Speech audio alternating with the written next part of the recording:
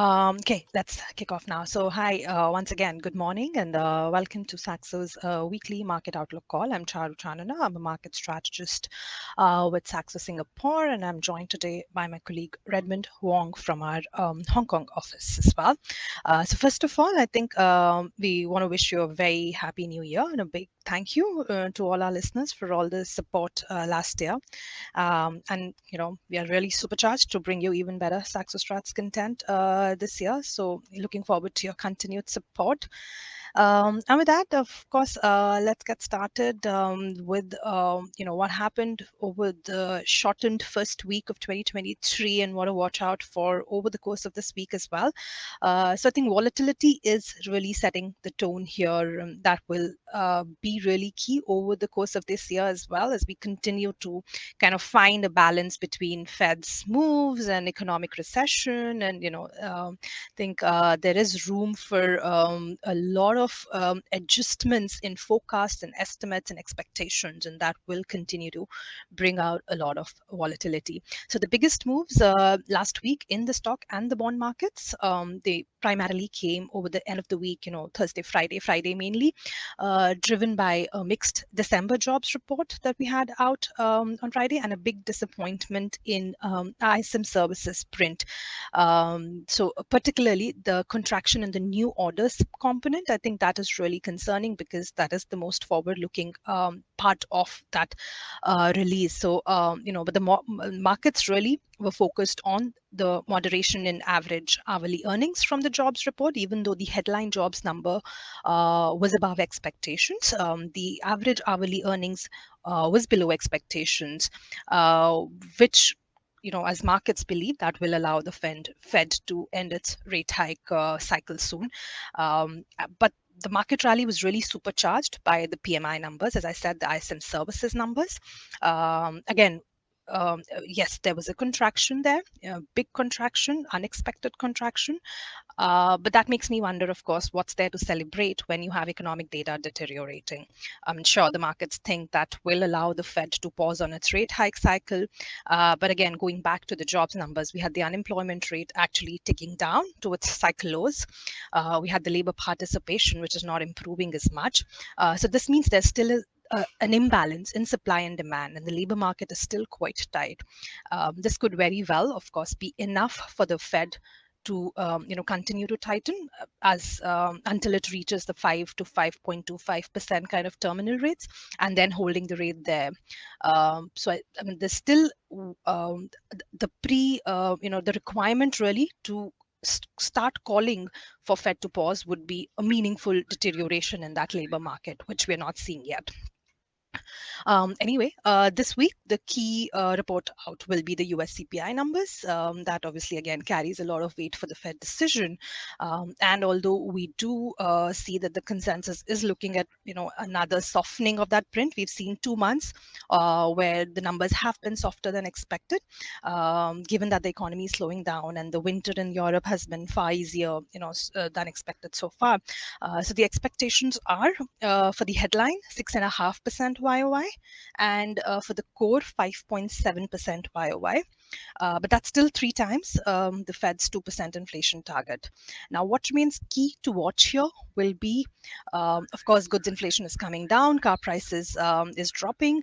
Overall, demand conditions are softening, supply chains are easing. So disinflation in goods is really not a surprise.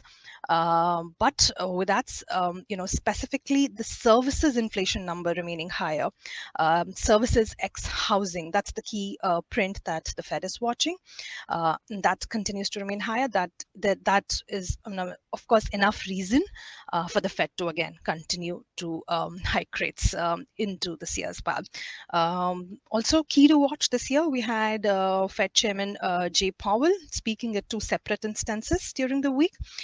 You can obviously find the exact details of when he's speaking in our spotlight note, which we will be publishing in about an hour from now.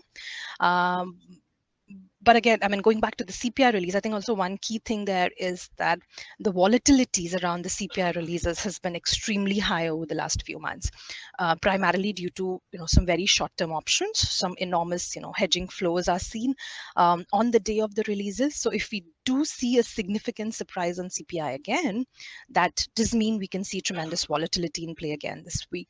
FX reaction has been far more muted than what we've seen in the stock markets.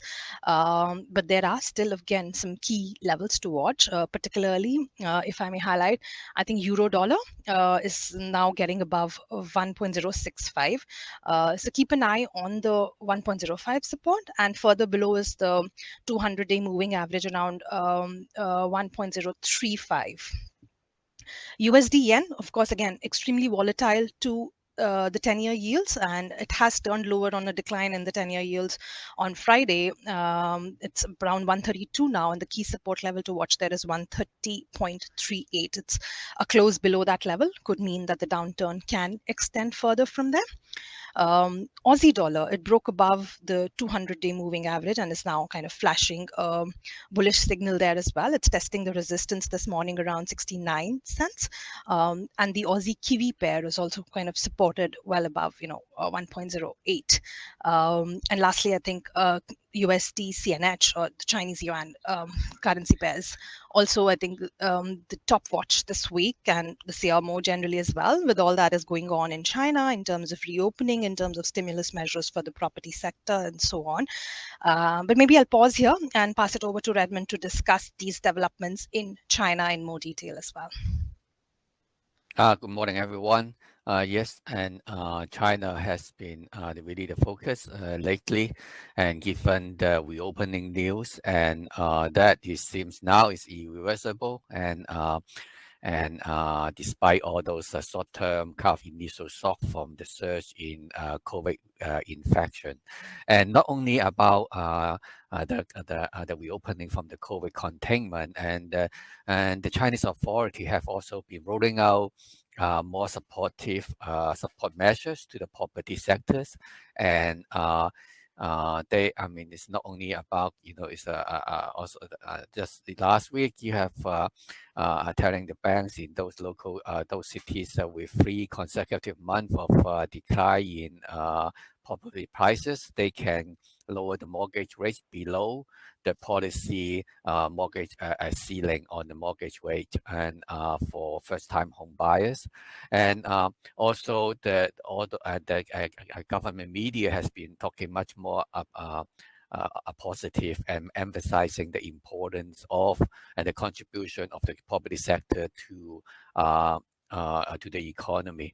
And last Friday, we also have a Bloomberg story, and they said, according to their sources, and China is actively considering to relax the free red line policies, and that will be quite an important move, and because it's more fundamental, because since 2020, the Chinese government has restricted Chinese developer those over leverage one, and if they breach or if they go beyond what they call the so-called the free red line, and that is basically is the debt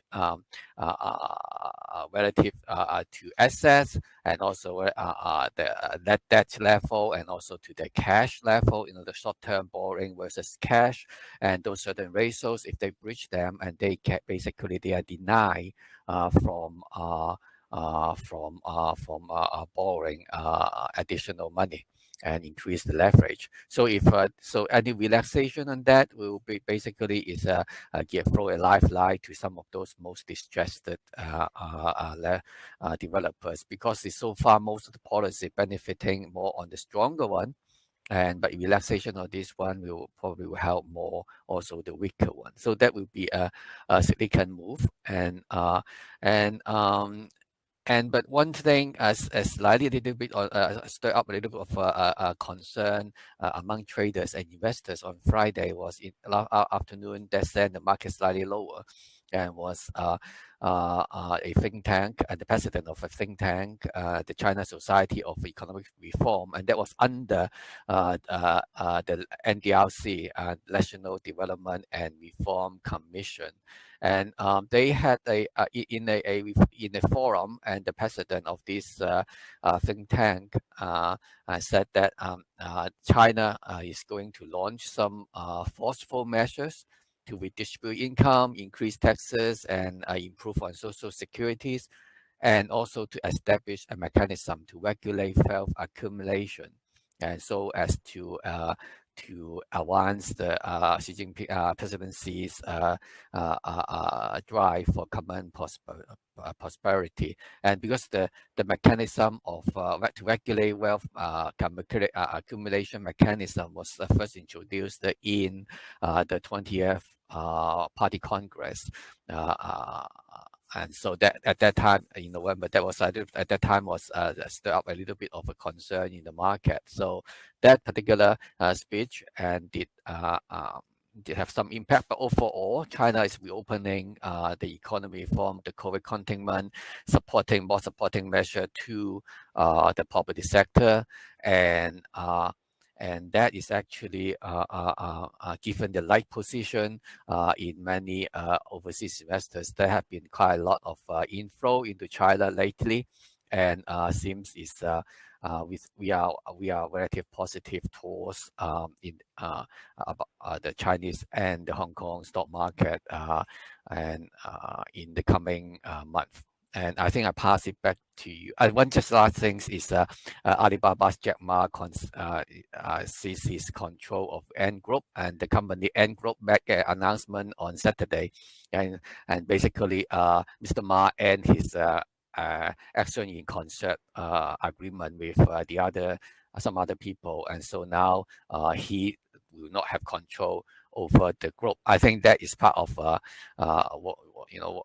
how he's trying to make a deal or try to make sure that the Chinese authorities become more comfortable and then allow the group to grow again.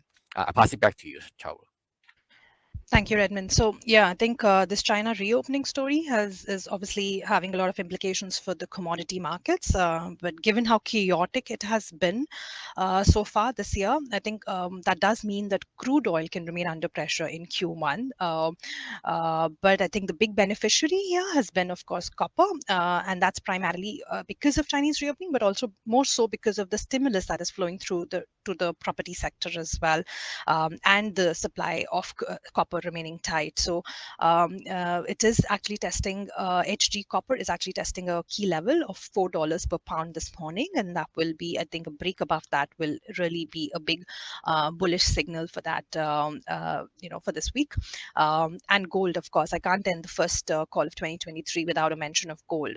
So it has started the year on a very strong positive momentum, which possibly has more room to run, a weaker USD, an eventual peak in Fed rates and medium-term inflation expectations, kind of not really going back to the 2% levels that the market expects them to. All these are quite supportive factors for gold. But also, again, let's not forget that there's been a lot of focus on central bank buying physical gold as well this year, especially from PBOC, which already has bought strong amounts of gold in November and December. So that's picking up as potentially as geopolitical tensions stay quite high, and in an effort to kind of move away from the dollar reserve currency as well. A lot of central banks are focusing on ratcheting up their gold reserves, so that all is kind of supportive for gold this year.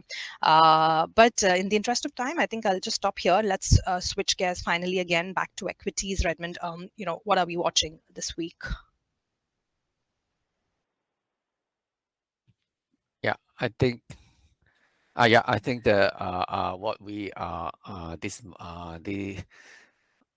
this week, I think is because the earnings season in the US and start, so that is important, and then we will be seeing some earnings from Bank of America and JP Morgan Chase and Citigroup, and so analysts are not expecting much because of I think lately the curve is inverted, and so the long end interest rate low, and also some of the long actually have not rolled over yet to the new high interest rate.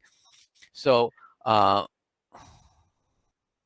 yeah, and then it's so is um, that, and also is the bond portfolio, and also will be suffering a bit, and given the high interest rate, and also the investment banking activities have not picked up yet. But having said that, and going forward, when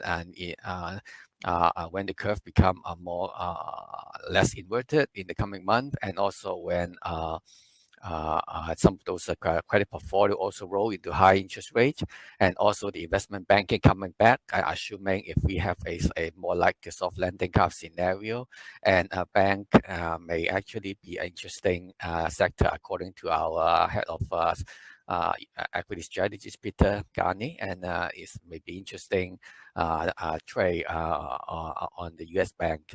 And then is on the other sectors, other industries, and probably we'll be expecting more margin compressions going forward. So there will be some risk we need to bear in mind.